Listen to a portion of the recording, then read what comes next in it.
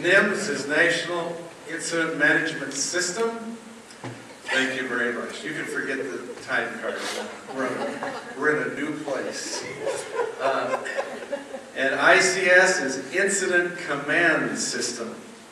Now it's important to know this because if Dr. Jim were here, he would say that NIMS is like the hand and ICS is one finger on the hand.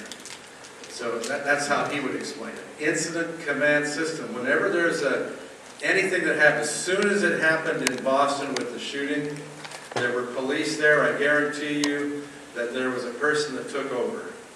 And people were listening to what he or she were telling them to do.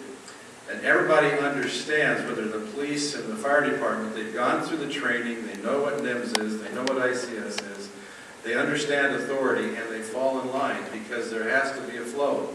That was part of the problem with the church on 9/11 in New York City. One of the men, and I'll talk about him later, in our community, was on the management team there, and they sent the church home. Because the church people, well-intentioned, showed up with food for all the workers. Because we're good at providing food for all the workers. But didn't go through any command system, didn't go through any authority, and have the food out there. And people that are eating the food are winding up going to the hospital and going home sick.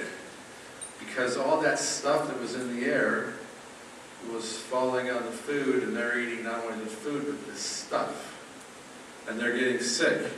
So the church was not prepared to do that sort of thing. Now the church did a huge job by providing chaplains in New York City. And in the Mission America Coalition and the national connectivity, there were those that took pictures, and those that did writing, and those that started getting ready to publish the writing, and those that got the writing printed, and they had a book out within 8 days, over 1 million copies out of New York. And when I saw that, I said, I've got to be able to do that in my community. We've got to be able to be connected so we can do something like that. So within the aftermath of a disaster, a lot of people show up right away.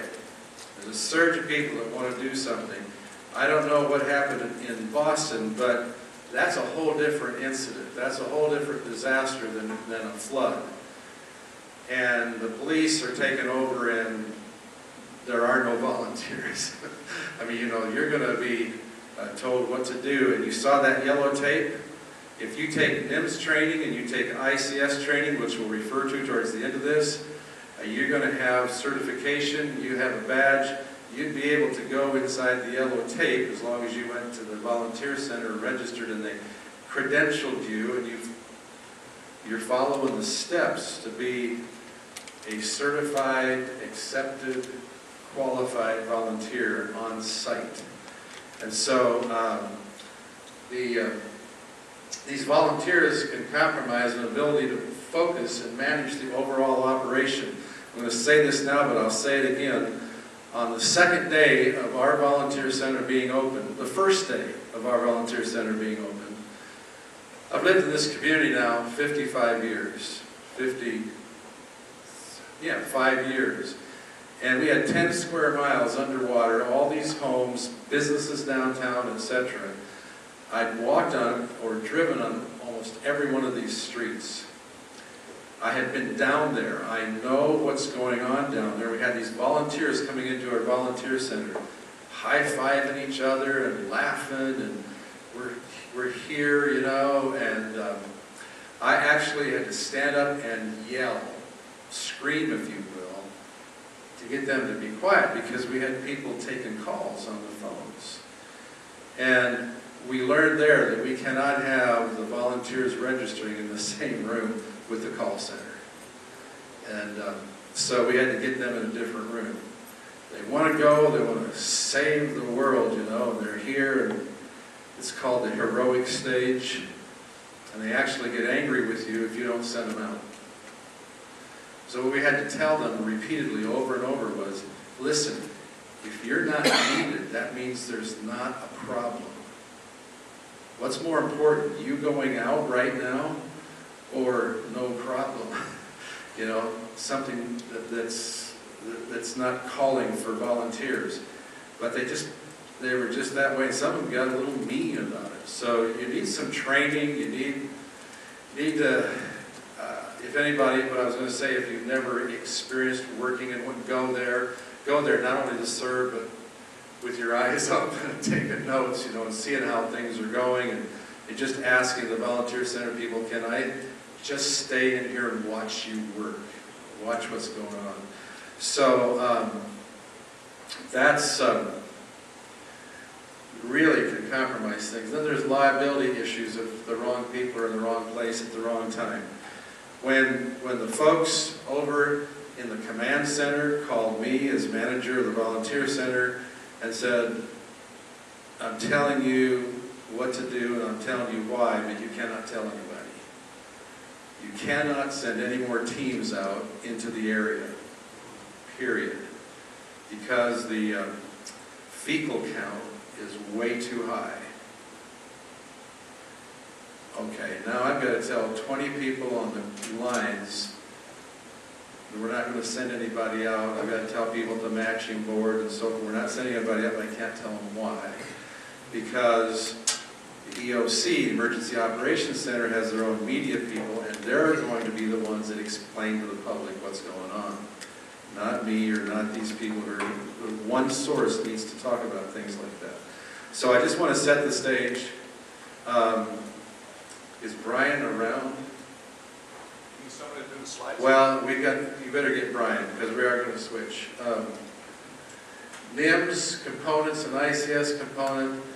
This came into being in 2001, a lot of the procedures and protocols. And so I had people in my own community who are up on this. Well, and the news media was talking about this. Why was the garbage can at the finish line in the Boston Marathon? Why was that there? So they have what's called an incident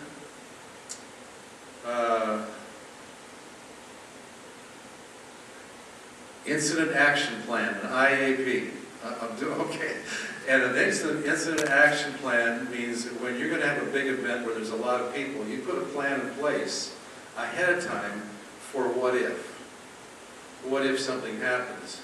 And one of the people I talked to said that if there had been an IAP plan in place at the Boston Marathon, they probably wouldn't have had garbage cans at the finish line.